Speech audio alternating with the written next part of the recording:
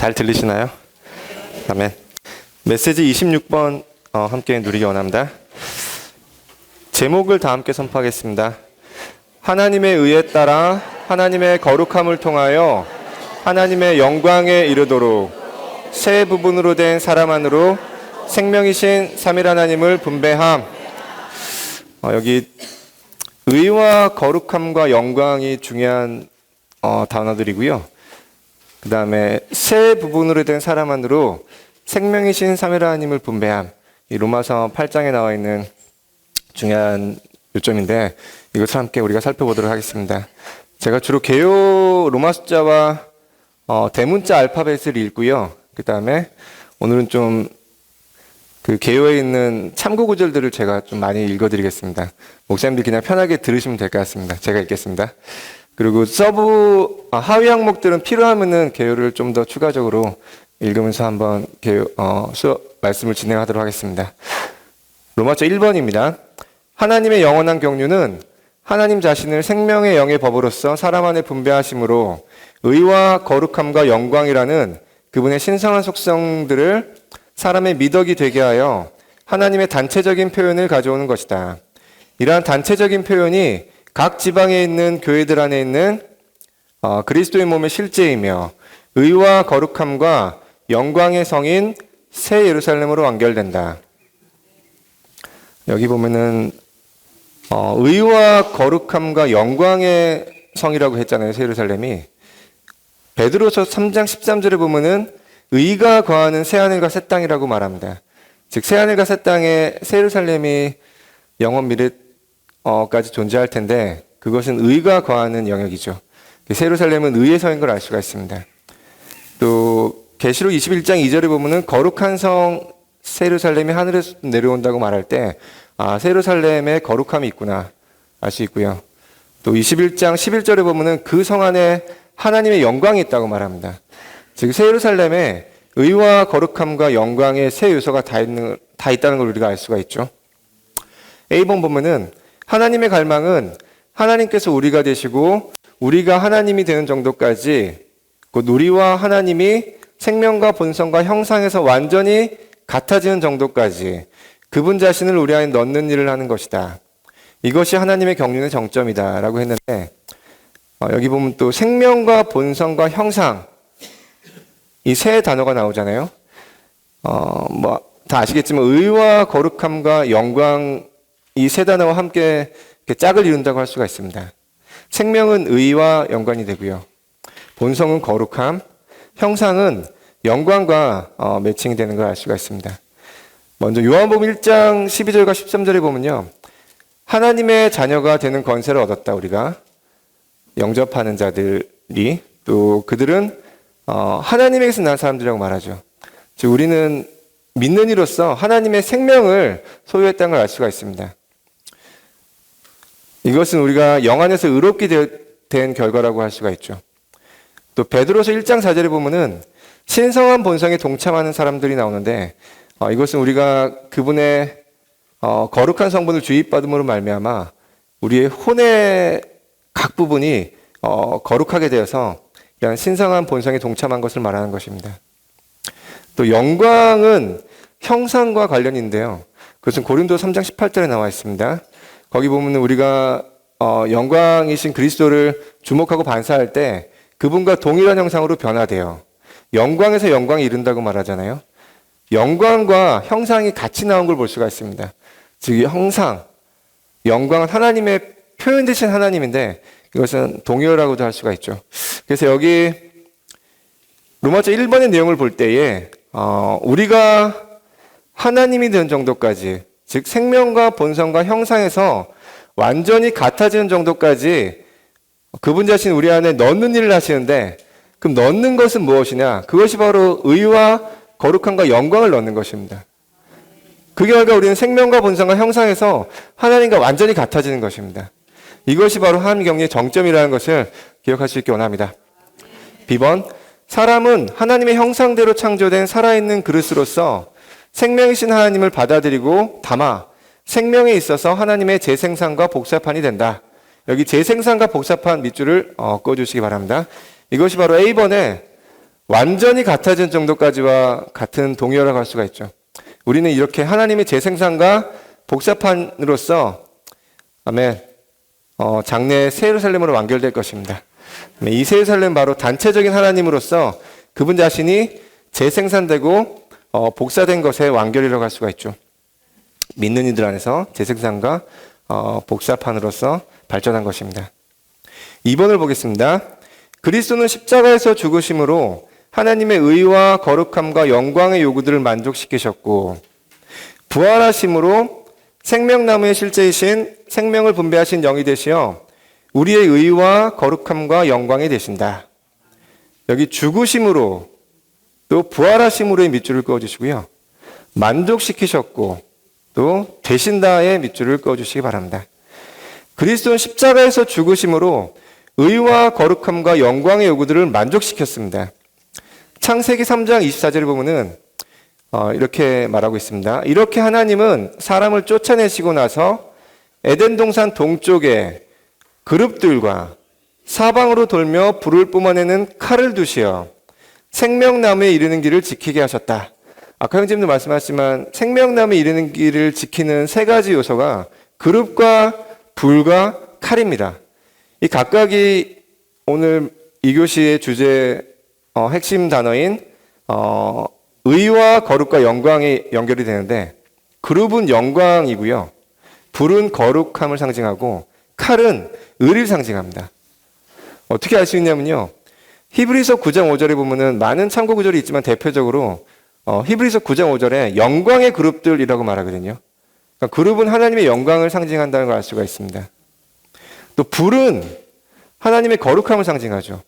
히브리서 12장 29절에 태워버리는 불이라고 말하는데 하나님이 그분은 그분 자신과 어울리지 않는 범속한 것들을 다 태워버리십니다. 거룩한 분이시죠. 불은 거룩함을 상징합니다. 또 칼은 의를 상징합니다. 죽이는 칼이라고 말하는데 불의한 것들, 죄악된 것들, 의롭지 않은 것들을 죽이는 칼은 하나님의 의를 상징하는 것이죠. 즉 아담이 타락했을 때 더 이상 생명나무를 누릴 수 없었는데 왜냐하면 그룹과 불과 칼이 그 길목을 지켰기 때문입니다. 근데 그리스도께서 십자가에서 죽으심으로 의와 거룩함과 영광의 요구들을 만족시켰습니다. 그 증거를 어떻게 알 수 있냐? 히브리서 10장 19절과 20절에 보면은 예수님의 피로 말미암아 담대하게 지성소에 들어갈 수 있다고 말합니다. 또 예수님은 휘장, 곧 그분의 육체를 통하여 우리를 위하여 새롭고 산 길을 열어놓으셨다고 말합니다. 그 새롭고 산 길이 무엇이냐? 바로 생명나무에 이르는 길을 말하는 것이죠. 그분의 피가 이러한 의와 거룩함과 영광의 요구들을 만족시켰습니다. 그리고 그분이 부활하심으로 말미암아 어떤 결과가 발생했냐? 생명나무의 실제이신 생명을 분배하시는 그 영이 되신 그리스도께서 이제 우리 안에서 동일하게 의와 거룩함과 영광이 되신 걸 알 수가 있습니다.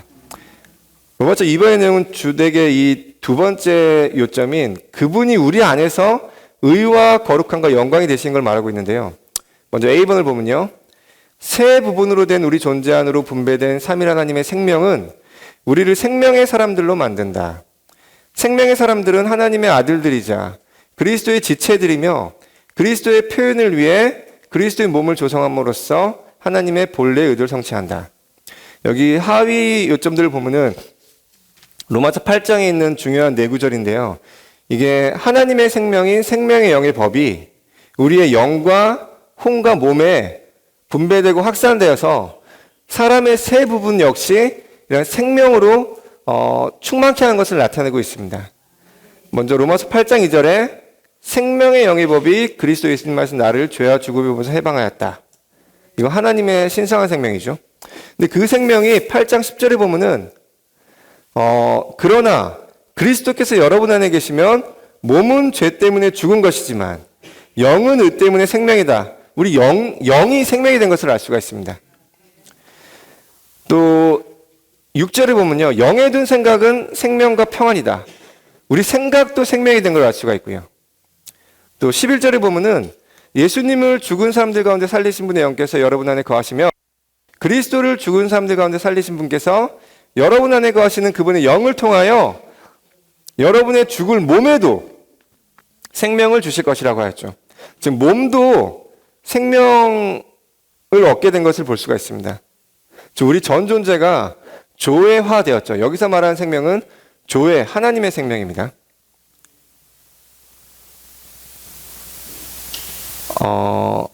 비번이 되게 이제 중요하면서 또 성경 구절을 많이 찾아봐야 되는데 제가 비번을 다 읽겠습니다. 하나님의 보좌 주위에 있는 무지개의 삼원색은 파랑, 하나님의 의를 상징하는 남보석 보좌의 색, 빨강, 하나님의 거룩함을 상징하는 거룩하게 하는 불의 색, 노랑, 하나님의 영광을 상징하는 빛나는 학금의 색이라고 하였습니다. 자, 하나님 보좌 주위에 무지개가 있었는데요. 그 주요 삼원색이 파랑, 빨강, 노랑인데 다 아시다시피 이 파랑, 빨강, 노랑이 지금 메시지의 주요 핵심 단어 의와 거룩함과 영광을 상징한다는 걸 알 수가 있죠. 어떻게 우리가 이렇게 담대하게 말할 수 있냐? 성경을 근거로 우리가 좀 찾아봐야 되는데요. 먼저 에스겔서 1장에 보면은 보좌가 있는데 그 보좌의 색이 청색인 걸 알 수가 있습니다. 왜냐하면 보좌가 청옥으로 이루어졌거든요. 근데 이 보좌는 우리 영 안에 있죠, 현재. 그리스도께서 우리 영 안에 계시기 때문에 우리 보좌가 영 안에 있다고 말할 수 있는데, 그러므로 우리의 영은 색깔로 말하자면 우리가 의롭게 되었을 때 청색이 되었다고 말할 수 있습니다. 제가 나중에 그림을 보여드릴게요. 또 방금 읽은 로마서 8장 10절에도 영은 의 때문에 생명이다라고 말했죠. 의롭게 되면 영 안에서 발생한 사건입니다. 우리가 영 안에서 거듭났을 때 의롭게 된 것이죠. 즉 의, 이것은 사람의 영과 관련이 있고요. 색깔로 상징되기는 청색입니다. 그다음 빨강을 보겠습니다. 빨강은 하나님의 거룩함을 상징한다고 했는데 여기서 말한 거룩함은 위치적인 거룩함이 아니라 성분적인 기질상의 거룩함이라고 할 수가 있습니다. 근데 그 기질적으로 거룩해 되는 것은 사실은 새롭게 되고 변화되는 것과 마찬가지죠. 우리가 새로워짐으로 거룩해 되고 변화됨으로 거룩해 되는 것입니다. 근데 그 새로워지고 변화되는 이런 유기적인 권이 어디서 발생하냐? 우리 생각에서 발생합니다. 로마서 12장 2절에 보면은 생각이 새로워짐으로 변화돼요 라고 말하죠. 그렇기 때문에 새롭게 되고 변화되고 거룩하게 되는 것은 우리 생각 안에서 이루어진 일인데, 그렇기 때문에 우리 사람의 그 존재의 그 혼의 주도적인 부분인 생각이 거룩해 되는 것은 우리 혼이 거룩해 되는 것이고요. 그렇게 될 때 우리 혼은 색깔로 비유하자면 빨강색이 된다고 볼 수가 있겠죠. 네. 그 다음에 노랑을 보겠습니다. 노랑은 하나님의 영광을 상징한다고 했는데요. 에스겔 4장에 보면은, 1장 4절에 보면은 호박금이 나옵니다. 이것이 이제 그 70인역과 불가타역에 근거한 번역인데, 근데 이제 다른 많은 번역본들은 그 호박금을 그냥 빛나는 금속이라고 번역한 경우도 있고요. 특별히 다비역에 보면은 다비가 이렇게 해설을 달았습니다. 미지의 물질로서 어떤 이들은 금과 은의 합금이라고 생각한다고 말했습니다. 금과 은의 합금, 이게 굉장히 중요한데, 호박금을 이해하기 위해서. 금은 하나님의 신성한 본성을 상징하죠, 성경에서. 은은 그리스도의 구속을 상징합니다. 즉 호박금이 금과 은의 합금인데, 이것은 하나님의 본성과 그리스도의 구속이 더해진 것을 알 수가 있죠. 즉 구속하는 하나님이십니다. 하나님 어린 양이라고도 말할 수 있겠죠. 근데 그 구속하는 하나님이 무슨 일을 하셨냐? 어떤 분이시냐? 히브리서 1장 3절을 보면요. 그분은 하나님의 영광의 광채라고 하였습니다. 하나님 어린 양은 광채를 갖고 계신데 영광의 광채를 갖고 계세요. 그리고 에스겔서에 보면요. 1장 4절에 보면 제가 읽어드리겠습니다. 내가 보니 북쪽에서 폭풍이 불며 큰 구름과 끊임없이 번쩍이는 불이 밀려오는데, 불이 있죠. 거룩함이 있습니다. 근데 그 다음 절에 보면 그 주변에 빛나는 광채가 있고, 그 한가운데 곧 불 한가운데에는 호박금 같아 보이는 것이 있었다. 이 호박금이 이제 방금 말씀드린 금과 은의 합금인데 이 금과 은의 합금이 호박금 주위에는 광채가 있었습니다. 근데 히브리서 1장 선지를 보면 그분은 영광의 광채라고 하였습니다. 하나님 어린 양이신 그분은 구속하는 하나님이신 그분은 광채를 걷게 하시는데 그 광채는 영광의 광채였습니다. 이런 구절을 놓고 볼 때 이 호박금은 바로 영광과 관련이 있구나. 호박금에겐 광채가 있는데 그 광채는 영광의 광채였어요. 그렇기 때문에 영광은 무슨 색깔인 걸 알 수가 있죠. 호박금의 색깔인 금과 은의 합금입니다. 금은 노란색이고 은은 은색이죠, 그죠? 그러니까 그게 더해지면 이제 하여튼 노란빛 나는 금과 은의 합금입니다. 아무튼 영광의 색깔은 노란색이에요. 자, 근데 그럼 이 하나님의 영광은 어디에 관련이 있냐? 사람의 세 부분 중에 몸과 관련이 있습니다. 어떻게 할 수 있냐면요. 로마서 8장 23절에 아들의 자격, 곧 우리 몸의 구속에 이른다고 말하거든요. 또 빌립보 3장 21절에 우리의 비천한 몸을 변형시켜 그분의 영광의 몸과 같은 형상이 되게 한다고 말합니다. 영광이 우리 사람의 부분 중 어디에 관련되냐? 몸과 관련이 있어요. 왜냐하면 우리 비천한 몸을 변형시켜 그분의 영광의 몸이 되게 한다고 했잖아요. 같은 형상이 되게 한다고 했죠. 그러니까 하나님의 생명이 우리 안에 분배됐을 때 우리 몸도 조회화되는데 그 색깔은 뭐냐? 노란색입니다. 제가 한참 설명했는데 이거 그림으로 좀 이따 보여드리겠습니다. 10번 보겠습니다. 그리스도는 하나님에게서 나오셔서 우리에게 지혜가 되신 분으로서 그분 자신을 우리가 영 안에서 다시 태어나도록 의와 우리가 혼 안에서 변화되도록 거룩하게 함과 우리가 몸 안에서 변형되도록 구속으로 우리 안에 전달하고 계신다. 자, 이것은 고린도전서 1장 30절을 이제 개요한 건데요. 바울이 로마서 3장부터 8장까지 의와 거룩함과 우리 몸의 구속, 영광에 대해서 많은 장을 할애해서 말했는데 그거를 그냥 한 구절로 요약했습니다. 고린도전서 1장에서. 30절이 바로 그 구절인데요. 그러나 여러분은 하나님에게서 나서 그리스도 예수님 안에 있고 이 그리스도 예수님은 하나님에게서 나서 우리에게 지혜, 곧 의와 거룩하게 함과 구속이 되셨습니다. 이 구속은 몸의 구속인데 우리 몸의 변형, 우리 영광스럽게 됨을 말하잖아요. 그러니까 의와 거룩하게 함과 영광이 되셨습니다. 이렇게 바꿀 수 있습니다. 의가 바로 로마서 3장부터 5장까지, 거룩하게 함은 주로 이제 6장에 나오죠. 구속은 8장에 나옵니다. 한 문장으로 완전히 요약했죠. 로마서 5개 장을요. 근데 이제 여기 보면 동일하게 의와 거룩함과 영광이 나옵니다. 이것은 각각 우리 영과 혼과 몸과 연관이 있죠. 색깔은 파랑과 빨강과 노랑입니다. 근데 이것이 하나님의 지혜라고 했어요. 특별히 D번에 보면 하나님의 각종 지혜라고 말합니다. 왜? 그냥 단순하게 지혜가 아니라 의와 거룩함과 구속이 되신 그리스도, 적어도 세 부분 각종 지혜를 가지신 분입니다. 그분이 우리 안에 전달되시고 분배되신 것이 하나님의 경륜이죠. 각종 지혜신 그리스도 전달하고 분배하는 것이 한 경륜입니다. 그래서 D번에 보면요. 하나님의 각종 지혜이신 그리스도는 우리 존재 안으로 전달되시어 우리를 삼일 하나님의 온 존재를 지혜롭게 전시하는 그분의 걸작품, 그분의 무한한 지혜와 신성한 구상을 표현하는 시로 만드신다. 여기 걸작품에 밑줄 그어주시기 바랍니다. 하나님의 각종 지혜가 분배된 결과는 하나님의 걸작품이 산출되는 것입니다. 이 걸작품은 헬라어가 포이에마인데요. 뜻이 잘 만들어진 것 또는 수공품, 시로 쓰인 것 이런 뜻입니다. 산문보다 운문, 시를 쓸 때 작가들이 얘기를 들어보면 더 많이 고심하고 한 문장, 한 단어까지 여러 번 수정한다고 하더라고요. 시는 정말 그 어떤 작가의 온 존재가 쏟아부어진 걸작품입니다. 근데 에베소서 2장 10절에 그 교회가 바로 하나님의 걸작품인 걸 알 수 있죠. 우리 믿는 이들이 바로 그분의 걸작품입니다.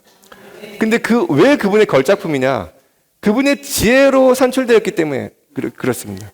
그분의 지혜는 뭐냐? 의와 거룩함과 구속. 이것이 하나님의 각종 지혜거든요. 의와 거룩함과 구속이 우리 안에 분배될 때 우리는 그분의 걸작품이 되는 거예요. 이번에 보면 그 걸작품이 나오는데 바로 새 예루살렘입니다.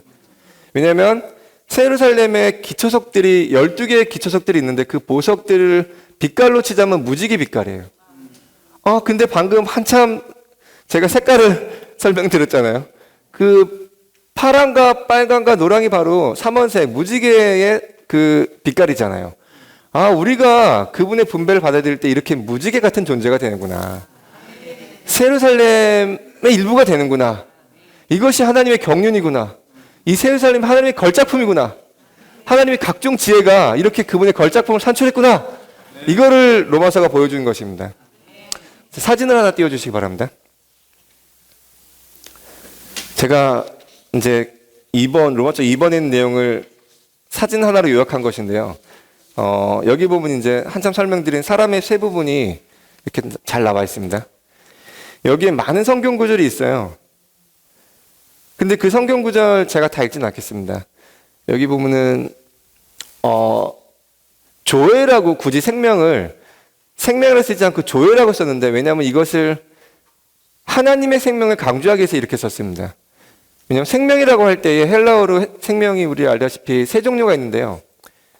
몸의 생명은 비오스이죠. 영어의 바이올로지, 생물학 할 때 그 생명이 이렇게 헬라어 비오스에서 파생된 영단어입니다. 또 수케라는 단어가 있어요.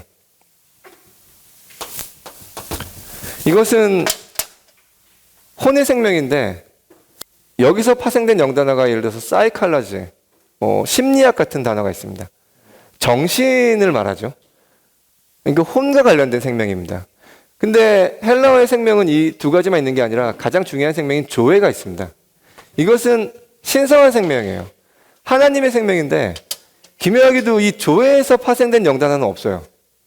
사탄이 우리 눈을 가린 것 같습니다. 하나님의 생명은 사람들이 이해하기 쉽지 않잖아요. 그게 파생된 영단어가 없어요, 조회는. 근데 조회는 하나님의 생명이고 사실 하나님 자신입니다. 그 조회가 사람의 세 부분으로 저렇게 분배된 거예요. 근데 제가 좀 이렇게 성경구절 읽어드리고 싶은 것은 여기 보면 과정을 거친 조회라고 나왔잖아요. 이 조회가 그냥 분배된 게 아니고요.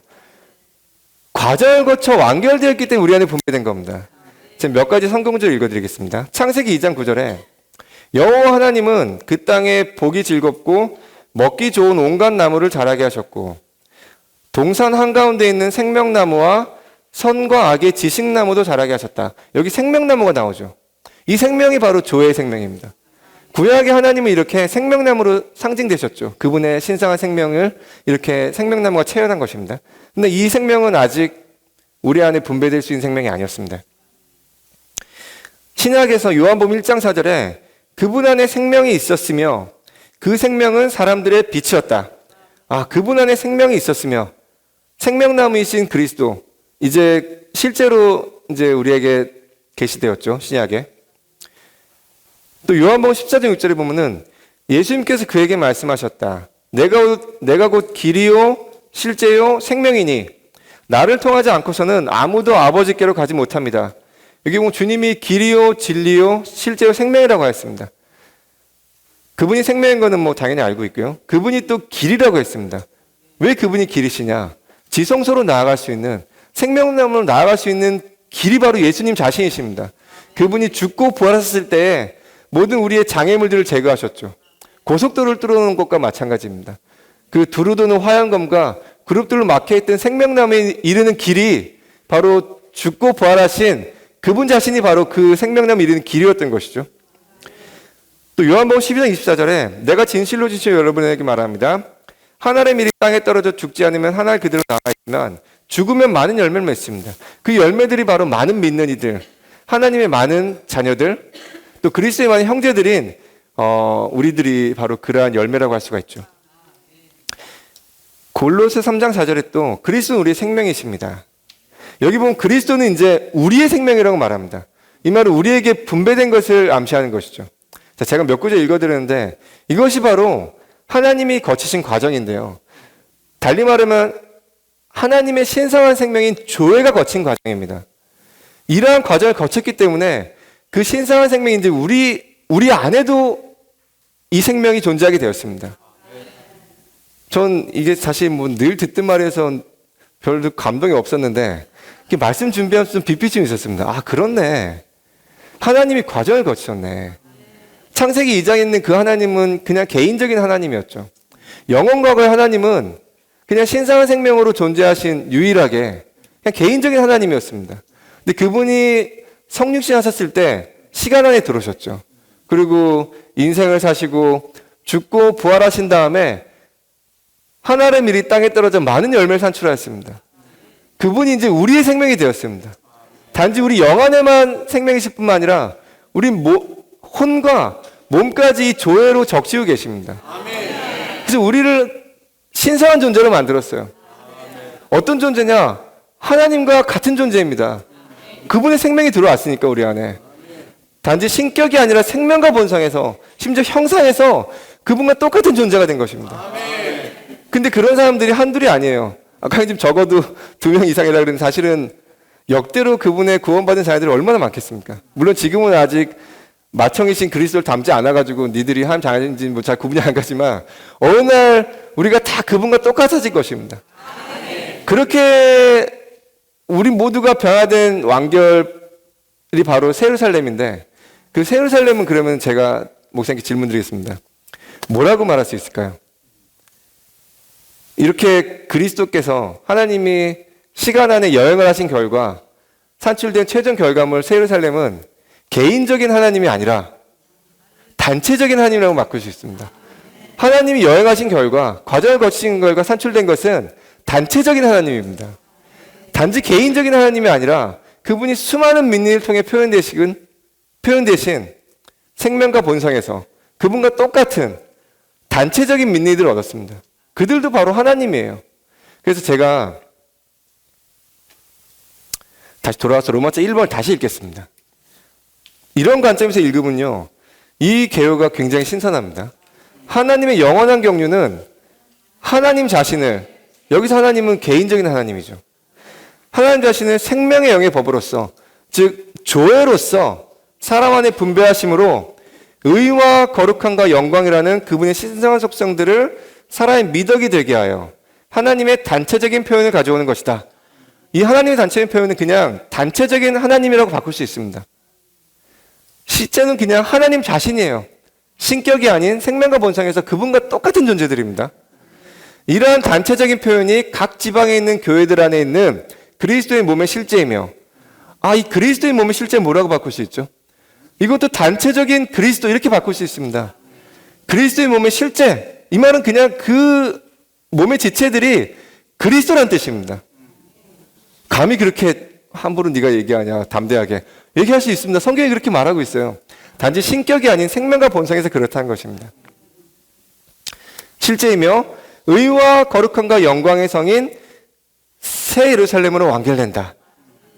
우리도 의와 거룩함과 영광을 분배받았고요. 새 예루살렘도 의와 거룩함과 영광의 성입니다. 사실 우리가 새 예루살렘입니다. 이것이 바로 하나님의 경륜의 정점인 것이죠. 하나님의 경륜은 바로 개인적인 하나님이 단체적인 하나님으로 확대된 것이라고 말할 수 있습니다. 아멘. 주님을 찬양합니다. 이것이 바로 로마서에 게시된 중요한 계시라고 할 수가 있습니다. 3번을 다 함께 읽겠습니다. 로마서는 각 지방에 있는 교회들을 통해 그리스도의 몸의 실제를 얻고자 하시는 하나님의 마음 안으로 우리를 이끌도록 모든 교회에는 반드시 하나님의 의, 하나님의 절차라는 기반과 하나님의 거룩함, 하나님의 본성이라는 과정과 하나님의 영광, 하나님의 표현이라는 목표가 있어야 함을 계시한다. 여기 동일하게 의와 거룩함과 영광이 나오는데요. 특별히 그것이 로마서의 관점에서 의는 절차이자 기반이고요. 거룩함은 본성이자 과정이고 영광은 표현이자 목표라는 것에 좀 밑줄을 꺼주시기 바랍니다. A번 보시면요. 로마서는 교회 생활 안에서 실현되는 몸의 생활인 하나님의 장막을 계시하고, 하나님의 장막은 하나님의 거처인데 바로 교회가 신약에서 그분의 거처라고 할 수가 있죠. 로마서 12장에 보면 그리스도의 몸이 나오고요. 16장에 지방교회들이 나옵니다. 그러니까 12장부터 16장까지의 내용은 하나님의 장막을 계시한 걸 알 수가 있죠. 근데 이 하나님의 장막의 기본 구조가 의와 거룩함과 영광이라고 말하고 있습니다. 왜냐하면 장막 안에 바깥들이 있고 성소가 있고 지성소가 있는데, 바깥들에는 제단이 있고요. 그 제단에 제물이 태워지고 피를 흘릴 때 우리가 의롭게 되었죠. 즉 의는 바깥들과 관련이 있습니다. 거룩함은 성소와 관련이 있죠. 성소라는 말 자체가 거룩한 장소 아닙니까? 성소는 거룩함을 말하고요. 지성소는 영광과 관련이 있습니다. 지성소 안에 그룹이 법궤를 내려다보고 있잖아요. 그 그룹이 바로 하나님 영광을 상징하는데, 즉 지성소는 성소의 가장 깊은 곳인, 성막의 가장 깊은 곳인 영광과 연관이 되는 걸 알 수가 있습니다. 근데 그것이 각각 로마서에서는 3장부터 5장까지, 또 5장부터 8장까지 의와 거룩함과 영광이 계시되어 있죠. 즉 이것이 사실은 로마서가 이렇게 의와 거룩함과 영광, 그다음 마지막 12장부터 10장까지 몸의 생활에 하나님 장막을 계시한다는 것은 동일하게 이것이 이제 절차이자 본성과 목표로서 이 마지막 최종 단계인 그분의 장막, 이렇게 목표로서 나아가는 것을 우리에게 보여주는 것입니다. 자, 근데 이제 여기서 제가 좀 이렇게 강조하고 싶은 요점은, 이 로마서, 아까 형제님 말씀하셨지만 로마서 1장에 보면은 그 서두에 바울이 이렇게 말하거든요. 이 복음은 아들에 관한 것입니다. 로마서는 하나님의 복음, 제5복음인데 완전한 구원을 우리에게 계시하죠. 근데 복음은 하나님의 아들에 관한 것이라고 했는데, 그 아들은 육신으로는 다윗의 후손으로 나셨지만 성결의 영으로는 죽은 자들 가운데서 부활하심으로 능력으로 하나님의 아들로 인정되었다고 말하거든요. 이 아들이 복음이라고 말합니다, 바울이. 왜냐하면 그 아들의 인격이 우리에게 기쁜 소식이 되었기 때문입니다. 육신으로는 다윗의 후손으로 오셨지만 그분은 진짜 사람의 아들이었습니다. 그런데 성결의 영으로는 하나님의 맏아들로 인정되셨죠. 왜? 그분이 죽고 3일간 음부로 내려가셨을 때 무슨 일이 발생했냐?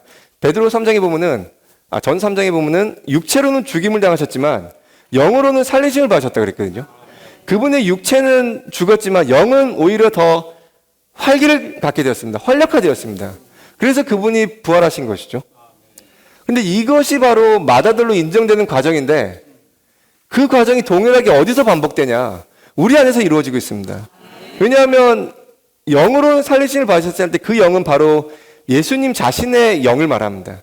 그분의 신성을 말하는데, 그 성결의 영이 활동적으로 역사한 결과 그분이 부활하신 것처럼, 맏아들로 인정되신 것처럼, 우리가 거듭날 때 받은 그 그리스도, 그 생명이신 그분 자신이 우리 온 일생 동안 활발하게 역사하셔서 아까 그림처럼 우리의 영과 혼과 몸을 다 거룩하게 할 때에, 다 신성한 생명으로 적실 때에, 그것이 바로 우리가 하나님의 많은 아들들로 인정되는 과정입니다. 즉 바울이 우리에게 복음으로 전한 기쁜 소식이 뭐냐? 주 예수님이 진정한 사람의 아들이신 그분이 하나님의 아들로 신화된 것처럼 너희들도 신화될 거야 라는 말하는 것이죠. 이것이 우리에게 기쁜 소식이지 않습니까? 즉 복음은 곧 무엇을 말하냐? 신화를 말하는 것입니다. 그렇기 때문에 초대교회 교부 중에 한 명인 아타나시우스가 유명한 격언을 남겼죠. 하나님이 사람 되심은 사람으로 하나님이 되게 하려 하심이라. 사실은 그 당시에 있는 믿는 이들은요, 구원을 말할 때 그 의미가 단지 그냥 우리가 이제 영원한 멸망으로부터 구원받았다 이 의미가 아니라, 네가 구원받았어? 그럼 너는 하나님이 되겠네. 이것을 의미하는 겁니다. 왜? 하나님이 사람 되심은, 그래서 피를 흘리신 것은 부활을 통해서 우리로 하나님이 되게 하려 하심이라, 이 의미까지 알고 있었던 거예요. 이게 바로 복음입니다. 이게 바로 바울이 전한 우리에게 완전한 복음이에요. 단지 법리적인 구속이 아니라 유기적인 구원까지 포함한 하나님의 완전한 구원은 우리 온 존재가 신화되는 것을 말하는 것입니다. 바로 우리가 영 안에서 의롭게 되고 우리 혼 안에서 거룩하게 되고 우리 몸이 영광스럽게 되는 구원인 것입니다. 2번을 보겠습니다. 그리스도의 죽음은 하나님의 의를 위한 것이고 그리스도의 부활은 하나님의 거룩함을 위한 것이며 그리스도의 승천은 하나님의 영광을 위한 것이다. 그리스도께서 다시 오실 때 그분의 성도들의 영광스럽게 됨이 완결될 것이다. 여기서 또 기묘한 것은 의와 거룩함과 영광이 그리스도의 죽음과 부활과 승천에 가까이 연결된 것을 볼 수가 있죠. 그분이 죽음으로 말미암아 우리를 의롭게 하셨고요. 그분이 부활하신 말미암아 생명 죽은 영으로서 우리 안에서 우리 거룩하게 하시고, 그분이 승천하셨을 때 그분이 영광스럽게 되었습니다. 즉 그분의 죽음, 부활, 승천이 의와 거룩함과 영광과 가까이 연결된 걸 알 수가 있죠. 제 교통을 마칠 때가 되는데, 뒤에 있는 C번과 D번과 E번에 있는 하위 항목들은 지금까지 교통한 내용을 좀 더 발전시키는 내용인데 한번 나중에 추가하시기 바랍니다. 제가 C, D, E만 읽겠습니다. 우리의 대치물이신 그리스도는 십자가에서 우리를 위해 죽으심으로 우리를 의롭다 하시기 위해 하나님의 의로운 요구를 이루셨고, 그 결과 그분 자신을 생명으로 우리 안에 분배하실 수 있다. 이것은 의를 말하는 것입니다. D번에 보시면요, 거룩하게 함은 거룩함의 주관적인 활동이다. 거룩하게 함은 활동하는 거룩함이다. 이것은 거룩함을 말하는 것이죠. 여기 보면 참 재미있는 정의가 있는데, 거룩하게 함은 활동하는 거룩함이라고 했습니다. 사실은 이것은 부활하신 그리스도 자신이죠. 그럼 거룩함이 활동한다고 할 때 이것은 무엇에 비유될 수 있냐? 에베소서 4장 3절에 이런 말씀이 있습니다. 하나님의 성령을 슬프게 하지 마십시오. 여러분은 그분 안에서 구속의 날에 이르도록 도장 찍혔습니다. 이렇게 말하거든요. 활동하는 거룩함, 거룩함이 활동하는 것은 도장 찍는 것에 비유할 수 있습니다. 인이 도장이 찍힐 때 어떤 일이 발생하죠? 그 인이 자꾸 스며들잖아요, 종이 안에. 이것이 마치 거룩함이 우리 안에, 특별히 우리 혼에 스며드는 것을 말하는 것입니다. 자꾸 그분의 거룩함을 우리가 주입받아야 돼요. 도장이 찍혀야 됩니다. 그럴 때 조금씩 그 빨간 인이, 우리 종이로 비유하자면 우리가 종인데 그 종이 전체를 그 인으로 적실 수 있는 것이죠. 이것이 바로 활동하는 거룩함,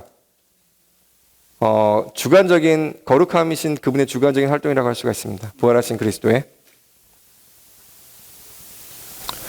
여기 2번만 제가 추가로 읽겠습니다. 신성한 성화는 신성한 경륜, 곧 사람을 신화하여 신격에서는 아니지만 생명과 본성에서 하나님이 되게 하는 하나님의 움직임인 하나님의 유기적인 구원의 과정을 수행하는 유지선이다. 유지선의 밑줄을 그어주시기 바랍니다. 거룩하게 함이 하나님의 유기적인 구원을 수행하는 유지선이라고 했습니다. 즉 거룩함을 따라갈 때에, 계속 거룩해질 때, 우리가 그 선을 따라갈 때 이 선이 유지하고 지탱하는 게 있어요. 이끌어주는 것이. 그게 뭐냐? 영광스럽게 됩니다. 어떻게 할 수 있냐면요, 방금 읽은 에베소 4장 3절에 그렇게 말하고 있죠. 여러분은 그분 안에서 구속의 날에 이르도록, 이 구속은 몸의 구속이잖아요. 우리가 영광스럽게 되는 것을 말합니다. 구속의 날에 이르도록 도장 찍혔습니다. 도장 찍히는 것은 거룩하게 함이거든요. 자꾸 도장이 찍힐 때 그 유지선을 따라가면은 구속의 날에 이르는 것입니다. 영광스럽게 되는 것입니다. 또 히브리서 2장 10절과 11절인데 만물은, 읽어드리겠습니다. 만물은 하나님을 위하여 존재하고 또 하나님을 통하여 존재하므로 하나님께서 많은 아들들을 영광 안으로 이끄시려고. 여기 보면 여기서 하나님은 바로 승천하신 그리스도인데, 그 많은 아들들을 영광 안으로 이끄시려고, 몸의 구속, 영광스럽게 됨으로 이끌고 계신다는 거죠. 근데 그 다음에 보면요, 11절에 거룩하게 하시는 분과 거룩하게 되고 있는 사람들이 모두 한 분에게서 났다고 말합니다. 즉 거룩함과 영광은 함께 연결되고 있습니다. 사실은 거룩하게 함으로 그분이 우리 이끌고 계신 거예요. 어디로? 영광 안으로. 그렇기 때문에 거룩하게 함은 이러한 신성한 성화, 하나님 유기적인 구원의 과정의 유지선이라고 말할 수 있는 것입니다. 2번을 읽겠습니다. 삼위 하나님의 분배의 최종적인 목표는 하나님께서 교회 안에서 그분의 영광을 위해 그리스도의 몸을 통해 표현되신 것이다. 2번은 의, 거룩, 영광 중에 영광을 말하는 항목이죠. 자, F. 하나님의 의에 따라 하나님의 거룩함을 통해 하나님의 영광에 이르도록 생명이신 삼위 하나님께서 분배되시는 것은 우리가 그리스도께서 우리의 견고한 기초인 의와 우리 순수한 조성 성분인 거룩함과 우리 찬란한 표현인 영광이 되시는 새 예루살렘이 되기 위한 것이다. 그리하여 과정을 거치시고 완결되신 하나님이신 그 영과 과정을 거치고 완결된 교회인 신부가 결합하여 영원토록 생명에 있어서 한 실체인 서로 사랑하는 한 쌍이 된다. 여기 보면 계시록 22장 17절에 중요한 말씀 있죠. 그 영과 신부가 말씀하시길. 성경의 마지막 책인 계시록 마지막 장 22장의 거의 마지막 절에 그 영과 신부가 말하고 있습니다. 함께 말하고 있습니다. 그건 뭐냐? 그 영은 하나님의 완결이구나. 과정을 거쳐 완결되신 하나님이구나. 신부는 바로 믿는 이들의 최종적인 완결이라고 할 수 있죠. 믿는 이들이 법리적으로 구속되고, 즉 죄사함 받고 또 거듭나고 거룩하게 되고 새롭게 되고 변화되고 아들의 형상을 본받고 영광스럽게 된 믿는 이들의 최종 완결이 바로 신부입니다. 그 완결된 하나님과 신부가 함께 결합해서 연결되고 연합되고 합병되어서 우리에게 말하는데 그 합병체가 바로 무엇이죠? 신성하고 인간적인 합병체, 새 예루살렘이죠. 이것이 바로 성경의 완결인 것입니다. 그 색깔은 무지개 빛깔이고요. 우리 존재도 무지개처럼 이렇게 빛나고 있고요. 결국 우리가 새 예루살렘이라고 할 수가 있죠. 이런 영광스러운 유기적인 구원의 과정 안에 있으면 감사합니다. 제가 이제 마칠 텐데요. 이 말씀 추가하면서 누린 감상은 이영재님의 사역이 없었다면, 그분의 사역의 말씀이 없었다면 어떻게 로마서가 이렇게 우리에게 열려지고 그 로마서에 있는 신성한 복음이 신화와 연결된다는 것을 우리가 알았겠습니까? 또 새 예루살렘이 물질적인 성이 아니라 우리가 새 예루살렘이고 우리 존재가 이렇게 무지개화 된다는 것을 우리가 어떻게 알았겠습니까? 네, 이러한 사역의 말씀이 우리에게 도달했으면 감사합니다.